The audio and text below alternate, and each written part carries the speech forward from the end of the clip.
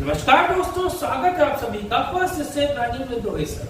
कैसे हैं आप लोग? आई होप आप सभी स्वस्थ होंगे, मस्त होंगे और जैसा कि गर्मियों का मौसम है अपनी सेहत का ध्यान रखें और अपनी पढ़ाई पर पूरा फोकस रखें। दोस्तों आज का जो हमारा टॉपिक है महत्तम समापवर्तक और लघुत्तम समापवर्तक, जिन्हें हम शॉर्ट में एचसीएफ और एलसीएम कहते हैं। आइए इनको हम विस्तार से समझते हैं और अपने डाउट्स को क्लियर करते हैं। आइए बच्चों, सबसे पहले हम महत्तम समापवर्तक मतलब एचसीएफ निकालना सीखते हैं। तो सबसे पहले हम जानते हैं कि एचसीएफ होता क्या है। तो महत्तम समापवर्तक जिसे हम इंग्लिश में शॉर्टली एचसीएफ मतलब हाईएस्ट कॉमन फैक्टर के नाम से जानते हैं। तो आइए परिभाषा के तौर पर देखते हैं और फिर एक उदाहरण के माध्यम से महत्तम समापवर्तक बहुत ही आसान तरीके से सिंपल वे में हम उसको निकालना सीखते हैं। तो महत्तम समापवर्तक क्या होता है आइए जानते हैं। दो या दो से अधिक संख्याओं का, क्या दोस्तों, दो या दो से अधिक संख्याओं का महत्तम समापवर्तक वह सबसे बड़ी संख्या होती है जो दी गई प्रत्येक संख्या को पूर्णतः विभाजित करती है। कहने का तात्पर्य यह है दोस्तों कि जब हम दो या दो से अधिक संख्याओं का महत्तम समापवर्तक निकालते हैं गुणनखंड विधि, तो महत्तम समापवर्तक वो संख्या है जिससे हम जिन दो या दो से अधिक संख्याओं का महत्तम निकाल रहे हैं वो उनको पूरी तरह विभाजित करता है। ठीक है ना दोस्तों? तो एक बहुत ही आसान सी परिभाषा है। आइए इसको हम एक उदाहरण के माध्यम से बहुत ही सिंपल तरीके से समझते हैं। जैसा कि दोस्तों आपके सामने दो संख्याएं हैं 20 और 30।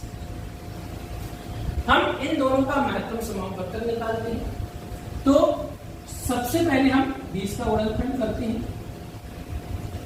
तो 2 से 20 जो कि एक सम संख्या है, 2 से भाग देते हैं, 2 एकम 2, 0 की 0। अभी भी सम संख्या प्राप्त हो रही है, फिर 2 से भाग देंगे, 2 कम 10। 5 जो कि एक विषम अभाज्य संख्या है, इसलिए 5 में सिर्फ 5 से ही भाग जाएगा। तो 5 से कितनी बार भाग जाएगा बच्चों?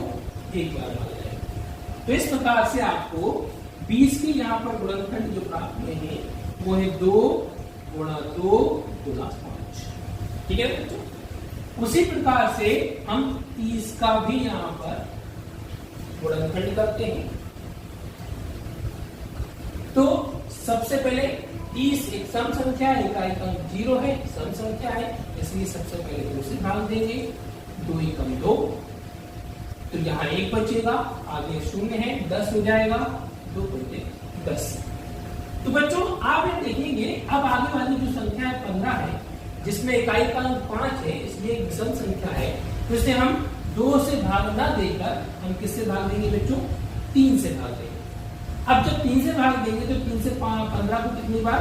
5 बार भाग दिया जाएगा। 15 और 5 को किससे भाग देंगे बच्चों? 1 5 से। तो 5 एकम 5 एक बार भाग जाएगा। तो हम यहाँ पर 30 के गुणनखंड लिख लेते हैं 2 गुणा 3 गुणा 5। ठीक है बच्चों? तो ये तो था, हमने दोनों संख्याओं का गुणनखंड निकाल लिया। अब हमें निकालना है 20 और 30 का एचसीएफ महत्तम समापवर्तक। ठीक है बच्चों? तो महत्तम समापवर्तक निकालने के लिए हमको क्या करना होगा? हमें दोनों संख्याओं से कॉमन नंबर मिलाना है। तो दोनों संख्याओं में देखें तो 2 कॉमन आता है, तो आप यहाँ लिख लें 2। फिर और कॉमन देखें, यहाँ कुछ कॉमन नहीं है, यहाँ पर देखेंगे तो 5 कॉमन आ रहा है, 5 दोनों में आ रहा है, तो 5 दोनों के लिए कॉमन हो गया। अब इनके अलावा क्या आपको इनके गुणनखंड में कोई और संख्या कॉमन नजर आ रही है? तो और कोई संख्या यहाँ पर कॉमन नहीं है। तो दोस्तों आइए अब हम क्या करेंगे, जो कॉमन नंबर निकाले हैं हम उनका गुणा कर लेते हैं। तो 2 पंजे 10। तो दोस्तों यहाँ पर जो हमारा एचसीएफ आया 10। ठीक है? तो हमने परिभाषा में पढ़ा कि 2 या 2 से अधिक संख्याओं का महत्तम समापवर्तक सबसे बड़ी संख्या होती है जो दी गई प्रत्येक संख्या को, क्या, जो दी गई प्रत्येक संख्या जो आपकी संख्याएं दी है उनको पूर्णतः विभाजित करती है। तो मतलब ये जो HCF है इन दोनों संख्याओं को पूरी तरह विभाजित करता है, ये HCF है। आई होप दोस्तों आपको HCF बहुत अच्छे से समझ में आ गया है। चलिए हम एक और उदाहरण की मदद से आपको HCF निकालना सिखाते हैं। दोस्तों एक अन्य उदाहरण के माध्यम से हम सीखते हैं। तो जैसे कि आपके सामने यहाँ पर संख्या है 24, 30 और 36। हम इन तीन संख्याओं का HCF निकालना सीखेंगे। तो बारी बारी से हम क्या करते हैं, सबसे पहले हम 24 का, फिर 30 का, फिर 36 का गुणनखंड करेंगे। तो पहले 24 के गुणनखंड करें। 24 जो कि एक सम संख्या है, तो सबसे पहले दोस्तों 2 से भाग दिया जाएगा। 2 एकम 2, 2 दूनी 4, फिर 2 से भाग देते हैं, 2 6 12, फिर 2 से 2 3 6 और फिर 3 से 3 एकम। ठीक इसी प्रकार से हम 30 का करेंगे। तो 2 एकम 2, 3 है, 2 एकम 2, 2 आया, अभी भी क्या शेष रहेगा, 1 रहेगा, शेष रह गया, तो आगे हो जाएगा 10, 2 पंजे 10, फिर 3 से भाग देंगे, 3 पंजे 15 और 5 से भाग देंगे तो 5 एकम 5। ठीक है दोस्तों, 36 के लिए गुणनखंड करते हैं। तो 2 एकम 2, 2 अट्ठे 16, 2 से फिर भाग देते हैं, 2 9 18, फिर 3 से भाग देते हैं, 3 के 9 और 3 कम 3। तो दोस्तों ये तो हो गए हमारे 24, 30 और 36 के गुणनखंड। अब हम तीनों संख्याओं के गुणनखंडों को बारी बारी से लिख लेते हैं। जैसे कि 24 के गुणनखंड में आते हैं 2 गुणा 2 गुणा 2 गुणा 3। वहीं 30 के गुणनखंड में देखें दोस्तों 2 गुणा 3 गुणा 5, और 36 के गुणनखंड में देखें तो दोस्तों 2 गुणा 3 गुणा 3 गुणा। तो ये है दोस्तों तीनों संख्याओं के गुणनखंड। अब HCF निकालें तीनों का। तो तीनों का HCF निकालने के दोस्तों हमें क्या करना होगा, तीनों में जिन तीन संख्याओं का हमें HCF निकालना है उन तीनों के गुणनखंड में एक जैसा नंबर या एक जैसा गुणनखंड कौन कौन है।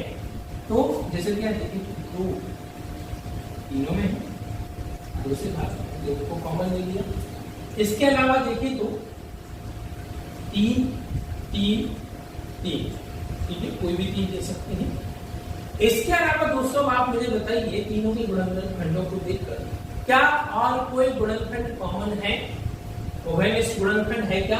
तो आप जैसे कि आप ध्यान से देखेंगे तो अब और कोई संख्या यहाँ पर गुणनखंड के रूप में, कॉमन गुणनखंड के रूप में नहीं है। ठीक है दोस्तों, अब क्या करेंगे हम 2 गुणा 3, तो 2 गुणा 3 आया दोस्तों 6। ठीक है ना दोस्तों, तो यह है 24, 30 और 36 का HCF। ठीक है, परिभाषा के अनुसार ध्यान दें तो परिभाषा में क्या कहा गया है कि वह सबसे बड़ी संख्या जो दी गई संख्याओं को भाग दे सके। तो 6 से आप देखेंगे 6 से 24 को भी भाग दे सकते हैं, 6 से 30 को भी भाग दे सकते हैं और 6 से 36 को भी भाग दिया जा सकता है। तो ये था दोस्तों हमारा गुणनखंड विधि के द्वारा HCF निकालना, महत्तम समापवर्तक, इंग्लिश में कहते हैं हाईएस्ट कॉमन फैक्टर। आइए दोस्तों आगे बढ़ते हैं LCM की ओर, जिसे लघुत्तम समापवर्तक भी कहते हैं। तो दोस्तों अब इसी के साथ आगे बढ़ते हैं और जानते हैं लघुत्तम समापवर्तक के बारे में। तो लघुत्तम समापवर्तक की परिभाषा हमें क्या बताती है, 2 या 2 से अधिक संख्याओं का लघुत्तम समापवर्तक वह सबसे छोटी संख्या होती है। क्या दोस्तों, इसमें कहा गया है वह सबसे छोटी संख्या। तो वह सबसे छोटी संख्या होती है जो दी गई प्रत्येक संख्या का गुणज। क्या दोस्तों, दी गई प्रत्येक संख्या का गुणज होती है। अर्थात या यूं भी कह सकते हैं कि वो संख्या जिसके गुणनखंड करके जब हम LCM निकालेंगे, लघुत्तम निकालेंगे, लघुत्तम समापवर्तक वह संख्या है जिसमें हम दी गई संख्याओं से भाग दें तो वह पूर्णतः विभाजित हो जाता है। ठीक है दोस्तों, लघुत्तम समापवर्तक LCM जिसे हम कहते हैं लोएस्ट कॉमन मल्टीपल। ठीक है दोस्तों, आइए इसे हम एक उदाहरण के माध्यम से भी समझते हैं। जैसे कि हमारे पास संख्या है 12, 18 और 20, ये 3 संख्याएं हैं। हम इन 3 संख्याओं का LCM निकालते हैं और जांच करते हैं। तो क्या करें हम, तो क्या करें हम, अभाज्य गुणनखंड विधि द्वारा हम तीनों को एक साथ लिख लेते हैं और तीनों का गुणनखंड एक साथ करते हैं। सबसे पहले 2 से भाग देंगे, 2 3 12, 2 9 18, 2 1 9 0। चूंकि सभी संख्याएं अलग अलग हैं तो सभी संख्याओं को अलग अलग भाग देना है। 2 3 6, अब 2 से 9 में भाग नहीं जाएगा तो 9 का 9 ही लिख दिया जाएगा। 2 से 10 को भाग देंगे, 2 पंजे 10। फिर अब ऐसी कोई सम संख्या तो यहाँ पर है नहीं, इसलिए 3 से भाग दिया जाएगा, 3 3 2 3 9, और 3 से 5 में भाग नहीं जाता है तो 5 का 5। फिर अभी भी हमारे पास 3 शेष है, 3 से भाग देंगे, 1 का 1, 3 का 3, और 5 में भाग नहीं जाएगा, इसलिए 5 के 5, और 5 से भाग देंगे तो 1 का 1, 1 का 1 और 5 का 5। तो दोस्तों आपने क्या किया, यहाँ पर तीनों संख्याओं का एक साथ गुणनखंड कर लिया है। अब आप यहाँ लिखेंगे 12, 18 और 20 का LCM। तो सभी गुणनखंड लिखेंगे हम दोस्तों, 2 गुणा 2 गुणा 3 गुणा 3 गुणा 5। ठीक है ना दोस्तों, सभी को आपस में गुणा कर लेंगे।